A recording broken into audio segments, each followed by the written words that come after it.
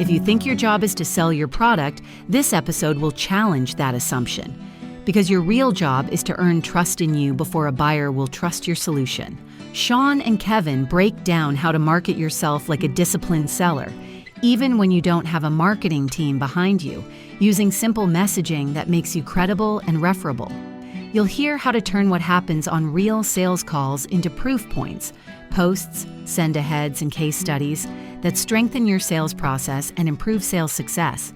And you'll walk away with one clear move you can do next week to tighten your positioning, expand your network influence, and drive more consistent revenue generation. Thank you for joining Two Tall Guys Talking Sales. This is Sean. Last week, we talked about how to use LinkedIn and how to do a little bit better job of that. And we started the conversation by saying, if you are a sales leader, if you're the owner of the company, if you are a divisional leader, whatever, you should take this podcast and share it with your sales team if they're not listening to us. And I'm going to say that exact same thing again, because once again, we are going to spend a little bit more time talking about how salespeople can be productive as opposed to sales leaders being productive. Both are important, so we got to split our time between the two of them. So one of the great things about being a salesperson is you can wear lots of different hats. You have to do many things. It's the exciting part of our job. Let's be honest. Every day is different. Every day you get to do something challenging. This is the part of our job that we love. At least that's what I love. Let's put it that way. One of the challenges, though, of doing our job is you not only have to market the company, and you might have a marketing organization in your company, you might outsource that, whatever the case may be. So that's all well and good. But if you've heard me talk before, or if you read any of my blogs, you will have heard potentially me say something like, your job is to sell the product that you sell. Your job is to get the customer to trust that product will work. Your job is to get them to trust that the company behind that product is going to be a good company and going to support them. Your other job is to get them to trust you as the salesperson, because if they don't believe you, they won't believe that the product's any good. They won't believe the company's any good. So the number one thing you have to do is get them to trust you. And the challenge with that is now means you have to market you, the salesperson. You have to be credible, trustworthy, and attention-worthy to the prospect. Marketing of you is very important in the entire building a big sales organization, building a big pipeline conversation. So I've set you up, Kevin. What do you think about marketing of the salesperson? Clarity is important. And I'm talking about the person marketing themselves. The words are important. So I tend to think about this topic under the banner of marketing me when I don't have a marketing team. So really it's about, and you as solo practitioners, we don't have a marketing department that is at our fingertips beyond us and the wonderful marketers we know. We have a great friend in Chris Spanier. He owns his own marketing practice called Carpe Diem, but he also has a podcast that's called Practical Actionable Marketing. It's a weekly podcast, kind of like ours, a little bit short in duration, but really high impact.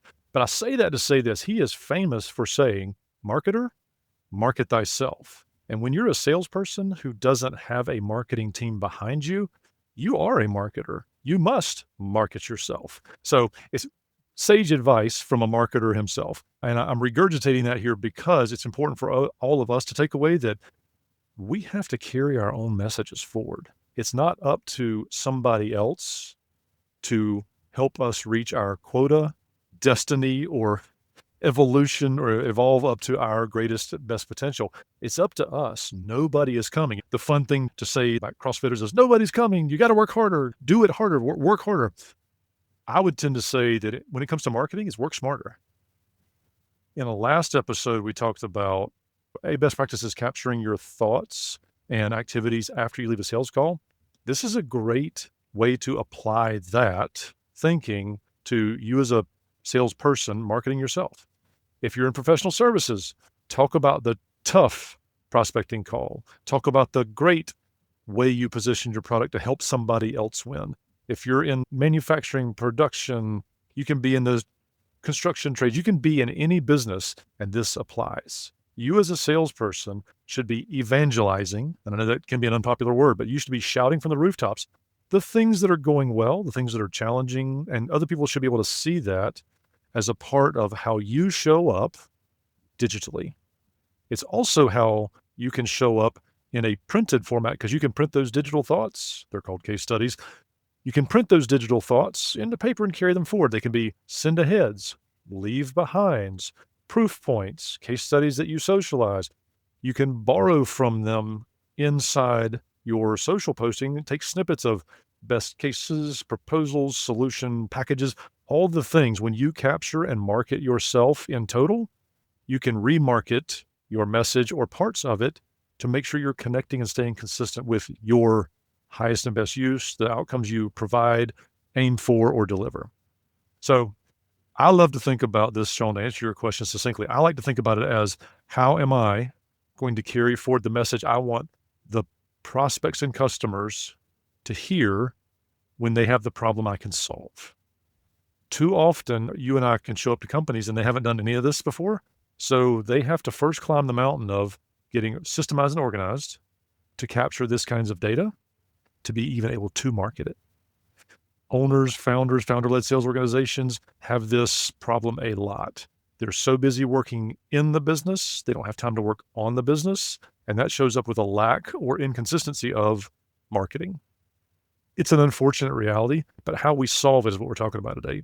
You as a salesperson, if you're carrying a quota or a number of any accord, you should be talking about capturing and posting, sharing what you're doing. And it builds trust because it's authentic. It's not just curated. This is not Instagram. We're not just curating the best parts of what we do. We're curating the good, the bad, and the ugly because it helps people see how we solve problems. If you've listened to this podcast for any given amount of time, you've heard Sean and I say things like, hey, I have really stubbed my toe here, and here's how you can avoid that. Or I have really skinned knees, or had a failure, had a win, or had all these things that are from our life. That's why this is a podcast and it's free. It's because we're trying to help others avoid some of the pitfalls that we have experienced. And when you are doing that as a seller, helping others avoid the pitfall or helping others get smarter about potential solutions to problems, sometimes our customers don't know what questions to ask. Therefore, they don't know about the possible opportunities they have to solve their problems. If you're telling your story, helping them see around that corner to the solution you provide as a value, you're a much more valuable strategic partner. Notice how I didn't say seller. You're a strategic partner, a thought carrier, a trusted advisor. Synonyms here work really well because we all aspire as sellers to be that, because that takes the, hey, you're only commission motivated off the table. If you want to help people, business owners, stakeholders win, talk about the problem you solve, not the problem you have. Lots of great nuggets there, and you dropped a one right at the end. Now I'm probably going to talk about that. But before that, Kevin, you talked about work on your business, not work in your business. As salespeople, we tend to be working in our business way too much. We are so worried about getting the next appointment set, doing the next thing, getting our expense reports done, blah, blah, blah, that we don't think about, how do I do this better? And so I do encourage salespeople right now, take a look at your calendar, see if there's time on your calendar sometime the next week. I don't want you to go 2 weeks. I definitely don't want you to go sometime next month. And think about, how do I do my job better? And don't think about anything else. Just really focus on that. Get to a quiet place. If you have to go for a walk in the woods, walk along the stream, whatever. It's cold here in Cincinnati right now, so you wouldn't be doing that outside, but whatever. Get to a quiet place and get to a place where you can think and you can really think about, how do I do my job better? It's early in the year as we record this. So we need to make sure that this 2026 is really a good year. And so think about that. One of the other nuggets that Kevin talked about was, how do I get my message out to show that I'm a leader? And this is an important thing. And we talked about LinkedIn. If you go back to last week's episode, we talked about LinkedIn a lot and how sellers can become a leader, become a challenger, if we use that challenger metaphor from the book Challenge Yourself. They can become a challenger for leading their customers to show what they can do. But the other thing you can do is in networking, and that is you can market through networking. You can find other people that your customer relies on, and you can get a hold of those people. I think last week we used, if I remember, Mike, the robotics salesperson. If I'm Mike and I'm selling robotics, I know a little bit about robotics. I did that a long time ago.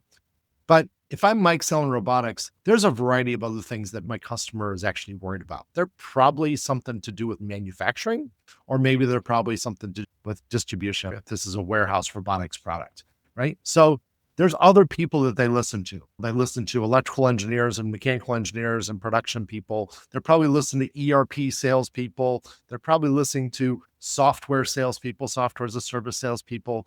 They're probably listening to logistics people if it's in the warehouse and distribution side of the business. There's other people that they listen to. You should market to them because those people, the salespeople, the organizations that help provide those services, they know your customer as well. And they may just hear, once again, we're talking about Mike, the robotic salesperson. We had 4 injuries last week. That's why we had to take the sign down 112 days since our last injury. It's now down to 0 because we had 4 last week. And they were all because somebody dropped a box on somebody's foot and hurt their foot, and now they're in trouble, right? They lost their days without injury sign. It's not a good thing. We get a bonus on that. We get a pizza party at the end of the year, whatever. But we lost it.